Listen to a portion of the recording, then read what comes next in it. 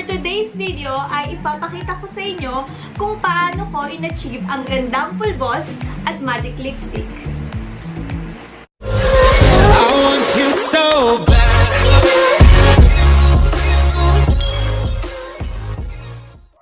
Concealer, pulbos, mascara, at magic lipstick.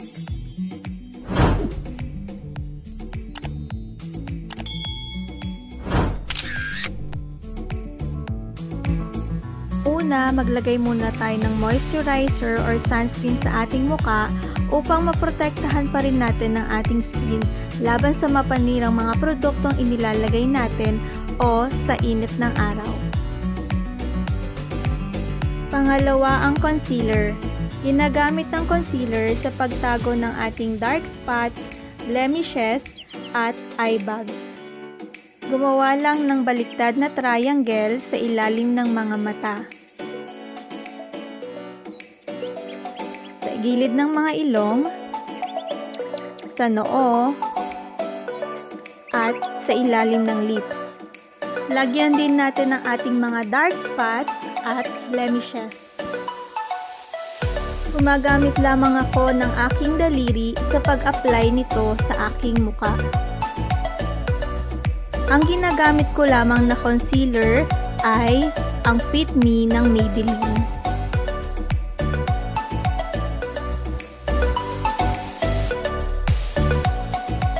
Maaari din tayong gumamit ng beauty blender para mas madali natin to ma-apply sa buo nating mukha.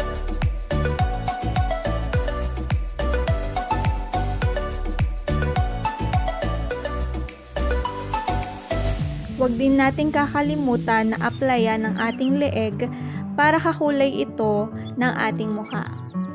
Pangatlo, ang pulbos. Maglagay lang ng kaunti sa ating mga palad at ina-apply ko lang ito sa pamamagitan ng aking mga kamay. Tandaan, huwag masyadong damihan, baka tayo magmukhang espasol. Maaari din tayong gumamit ng brush o beauty brush para i-apply ang pulbos sa ating buong mukha.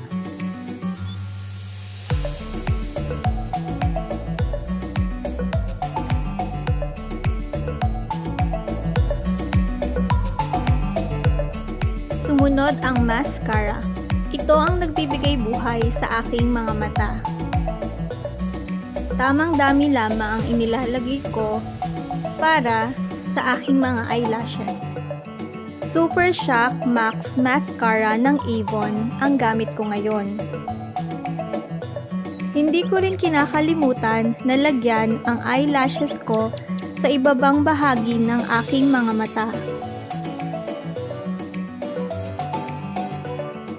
At para makatipid, ito rin ang ginagamit ko sa aking mga eyebrows. Dapat ay mas malapit ang kulay ng mascara sa inyong buhok kung gagamitin nyo ito na pang eyebrows.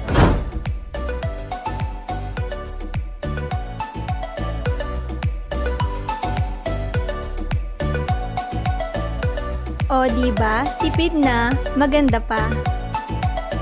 Sa aking lips, ang gagamitin ko naman ay magic lipstick. Maraming flavor ang magic lipstick. Ang gagamitin ko ngayon ay yung mas pula. Tinawag siyang magic lipstick kasi iba ang kulay niya sa labas at pag pinahid nyo sa inyong lips ay lalabas ang pinili nyong kulay. O diba? Maganda na, mura pa. Sa aking cheeks, magic lipstick din ang aking ginagamit. Gustong gusto ko ito dahil tumatagal ito sa aking mukha. Maglagay lamang tayo ng kaunti sa ating mga daliri at i-apply sa ating mga pisngi. Gamit ko ngayong magic lipstick ay sa Avon. Marami silang flavor. At, syempre, huwag kakalimutang mag-smile para maganda ang pagkakalagay.